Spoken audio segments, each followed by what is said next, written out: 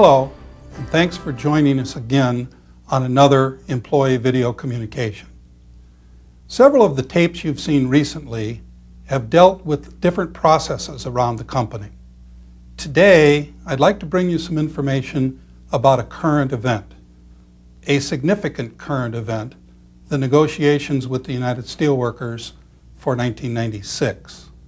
This is a major issue in our history as a company that has had many major issues over the last decade. We had the filing for Chapter 11 in 1985. We had a 98-day work stoppage also in 1985. We had the reorganization of the company coming out of Chapter 11 in 1991. And in 1992, 3, and 4, the sale of various stock issues which strengthened significantly the financial side of our company. This could be another watershed event. And I think that you as an employee of this company need to know and understand what's going on with these negotiations. I believe the best way to do this is to answer several questions which we have received over and over from many of you. I'd like to use that vehicle to communicate with you today. The first question is, who is directly affected by this negotiation? To some of you, the answer to this question may be obvious. Remember, Wheeling Pittsburgh today is a far bigger company than just the Ohio Valley. The answer to the question is that those employees directly affected are the bargaining unit employees, those employees that belong to the United Steelworkers of America and who work at our plants in Steubenville, Yorkville, Martins Ferry, Beach Bottom, LaBelle, and Allenport.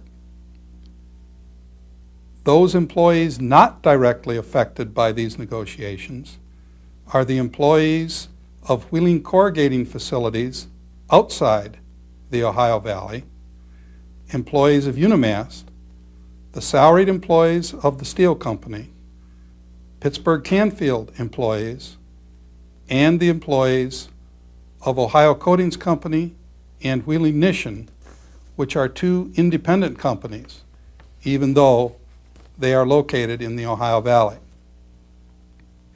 Even though there are many operations and many employees who are not directly involved in these negotiations, over 70% of the employees of Wheeling Pittsburgh are directly involved.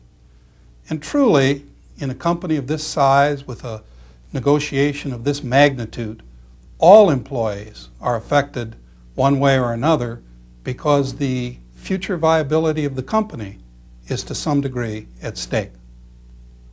Another question is, who negotiates and who decides? The negotiation will take place between the company, Wheeling Pittsburgh Steel, and the steelworkers, the United Steelworkers of America.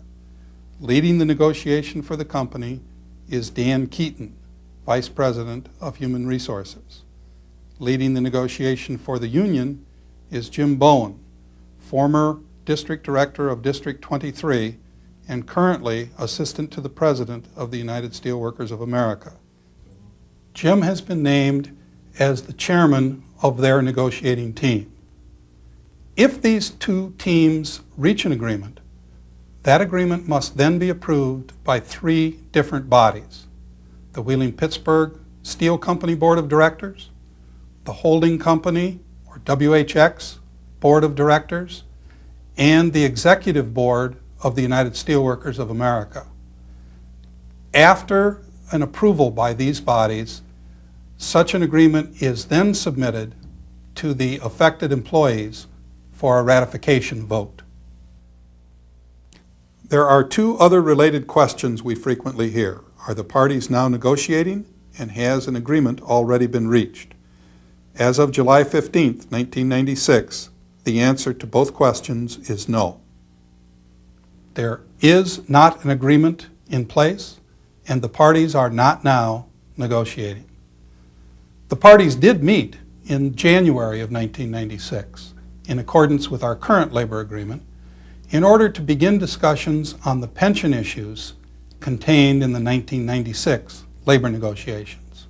At that time, the steelworkers indicated a strong desire for the company to return to a defined benefit pension plan. The company indicated its unwillingness to return to a defined benefit plan and indicated its strong desire to retain the defined contribution pension plan. This will undoubtedly now become the central issue of these negotiations. We know that a good pension plan is important to our employees. We know that a good and fair pension plan is a fair return for a lifetime of work. Our company, however, has had a number of unfortunate circumstances in its past which limit our ability to return to the plans of the past. The 1985 Chapter 11 filing and the subsequent takeover of the pension plan at that time by the PBGC limit us. Our cost levels versus the new mini mills coming on stream in the 1990s limit us. If we as a company were to put into place a pension plan which is too expensive, unaffordable, it would place in jeopardy not only the future of the company and the pension plan itself, but the jobs of those who continue to work. The obvious next question is, what's the difference between a defined benefit and a defined contribution pension plan? A defined benefit plan is one where an employee is promised a certain benefit, a certain amount of money for each month or year for life after retirement. Such a pension plan is funded under federal guidelines. Under this type of plan, the company puts a certain amount of money into a pension fund each year. This money is then invested by a third party, and the investment income is also put into the pension trust. Each year, the anticipated future benefits are recalculated based on who is retired and who may have passed away. Sometimes these plans are overfunded, sometimes these plans are underfunded because of the major differences in actuarial assumptions. In our case, the Wheeling-Pittsburgh case, this is the type of plan which we had in effect up until 1985. In 1985, when we filed our Chapter 11, we were underfunded. The PBGC, or Pension Benefit Guaranty Corporation, an arm of the federal government, took over the responsibility for our underfunding and carries that responsibility on into the future. The company went forward with a defined contribution plan and has been under that plan for the past 11 years. In a defined contribution plan, the company sets aside a certain amount of money for each hour worked or each period of time. In our case, with the hourly workers contract, we set aside a certain amount of money per hour worked. This money goes into a very specific individual account. The money is then invested by a third party, and the interest earned is also put into that individual account. This chart shows two examples of how money invested in this manner grows. If $1 per hour worked, or about $2,000 per year, is contributed to an individual account, it will grow to over $600,000 if annual interest earned is 10%, and over $400,000 if interest is 8%. This growth occurs over a working lifetime of 35 to 40 years. The major differences between a defined benefit plan and a defined contribution plan are shown in this chart. As you can see, the ownership is different. The pension trust versus the individual. The benefit is different. fixed versus variable, depending on interest rates over time. The benefit of the investments accrues in one case to the employee, in the other case to the pension trust. The funding requirements are accelerated for a new defined benefit plan, and in the case of the defined contribution plan, the money accumulated belongs to the employee in the event that he leaves the employment of the company before retirement. Another question is, what is the role of the PBGC in these negotiations? Back in 1985, when this government agency took on part of the old Wheeling-Pittsburgh Steel responsibility, they reserved the right to judge what we do in the future relative to pensions. Therefore, not the entire labor agreement, but the pension portion of the labor agreement must also be approved by the PBGC before it can be put in place. Each time we talk about a major corporate issue, the question arises, who owns Wheeling-Pittsburgh? We addressed that question about 1 year ago on an employee video. At that time, we shared with you that Wheeling-Pittsburgh Steel is owned by WHX, the holding company. WHX is owned by the public. There are about 26 million shares of stock in the WHX Corporation. This stock is owned by a wide variety of people across the country, probably across the world. Most of this stock is held by firms like Merrill Lynch or State Street Bank, and it's held in accounts for their customers or their investors. These customers or investors might be individuals, they might be pension plans, or they might be mutual funds. Interestingly, the Wheeling-Pittsburgh employees own about 420,000 of these shares of stock, or about 2% of the outstanding stock. This is owned through the EIP and the 401k plans. There are no major individual holders of WHX stock.